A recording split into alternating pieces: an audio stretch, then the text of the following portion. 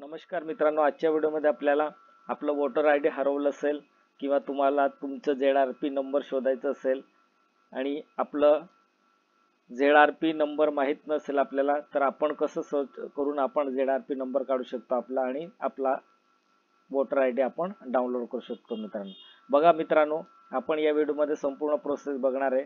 बघा मित्रांनो, सुरुवातीमध्ये कोणत्या वेबसाईटवरती यायचं तुम्हाला voter.eci.government.in या वेबसाईटवरती यायचं मित्रांनो. इथे आल्यानंतर तुम्हाला असं पोर्टल दिसेल. बघा मित्रांनो, इथे भरपूर कॅटेगरी आहे. कोणकोणती कॅटेगरी आहे बघा. आपल्याला आपलं ZRP नंबर शोधायचं, voter I D ZRP number शोधायचं आपल्याला, तर कुठे यावं लागतील आपल्याला? सर्च इन इलेक्ट्रोल रोल इथे टॅप करायचं मित्रांनो. इथे टॅप केल्यानंतर तुम्हाला हे बघा, मतदाता सेवा portal, voter service portal, search in electoral roll number. आता बघा मित्रांनो, आपल्याला ZRP बघा इथे काहीतरी विवरण द्वारा खोजे, सर्च बाय डिटेल्स. आता आपल्याला सर्व आपली डिटेल फिलअप करायचे आणि सबमिट केल्यानंतर आपल्याला सर्व डाटा आपलं समोर येणार आहे मित्रांनो. जसं आपली वोटर आय डी होती तशीच इन्फॉर्मेशन भरायची आपल्याला. बघा, EPIC द्वारा खोजे. तुमच्याकडे ZRP नंबर असेल तर तुम्ही ZRP नंबर फिलअप करून तुम्ही त्याच्यात तुमचं नाव यादीमध्ये आहे का ते पण चेक करू शकतात. नंतर आपल्याला मोबाईलद्वारे खोज मित्रांनो. बघा, नाहीतर आपण आपल्या मोबाईल नंबर लिंक केले असेल वोटर आय डीशी, तो मोबाईल नंबर टाकून सुद्धा आपण चेक करू शकतो मित्रांनो आणि आपली ZRP नंबर काढू शकतो मित्रांनो. सुरुवातीमध्ये काय करायचं मित्रांनो, बघा, स्टेट, सिलेक्ट युअर स्टेट. आपलं स्टेट सिलेक्ट करायचं आहे.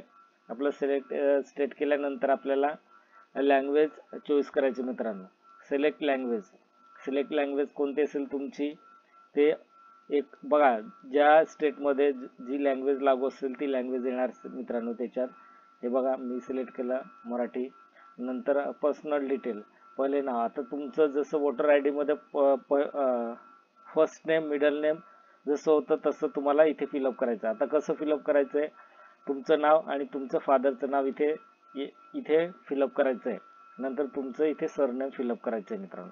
इथे फिलअप केल्यानंतर नातेवाईकांचे पहिले नाव. आता नातेवाईक रिलेटिव्हचं कोणाचं तुम्ही तिथे नाव दिलं होतं, हजबंड, वाईफ, फादर्स, मदर, जे नाव दिलं असेल ते तुम्ही इथे फादरचं नाव फिलअप करायचं. तुम्ही तुमचं वोटर आय डी तयार केलं असेल तेव्हा तुम्ही नाव दिलं असेल रिलेटिव्ह फर्स्ट नेम, त्यांचं नाव टाकायचं. नंतर त्यांचं इथे रिलेटिव्ह लास्ट नेम. आता बघा, फर्स्ट नेम आणि लास्ट नेम इथे फिलअप करायचं मित्रांनो. आता सिलेक्ट जन्मतारीख. आता जन्मतारीख तुम्हाला इथे फिलअप करायचं आहे.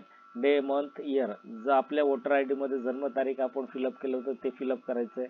नंतर एज टाकायची आपली.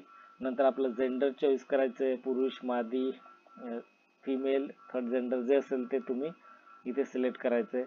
Location detail. आता लोकेशन डिटेल काय असेल मित्रांनो, तुमचं डिस्ट्रिक्ट, कोणत्या डिस्ट्रिक्टमध्ये राहतं ते डिस्ट्रिक्ट सिलेक्ट करायचं. नंतर विधानसभा मतदारसंघ तुमचं कोणतं आहे ते तुम्ही इथे सिलेक्ट करायचं आहे. ते तुमचं सिलेक्ट केल्यानंतर तुम्ही इथे काय करायचं मित्रांनो, कॅप्चा फिलअप करायचं आहे. GEHD5L असं कॅप्चा फिल केल्यानंतर तुम्हाला काय करायचं आहे, बघा इथे सर्च बटन दिसते मित्रांनो. इथे तुम्ही टॅप केल्यानंतर तुमचं वोटर आय डी समोर येणार मित्रांनो. तुमचं लिस्टमध्ये नाव असेल तेव्हाच येणार मित्रांनो, नसेल तर तुम्ही नवीन मतदान कार्ड अप्लाय करू शकता मित्रांनो. बघा, दरवर्षी मतदान यादी काय होते मित्रांनो, अपडेट होत असते. कारण दरवर्षी लोक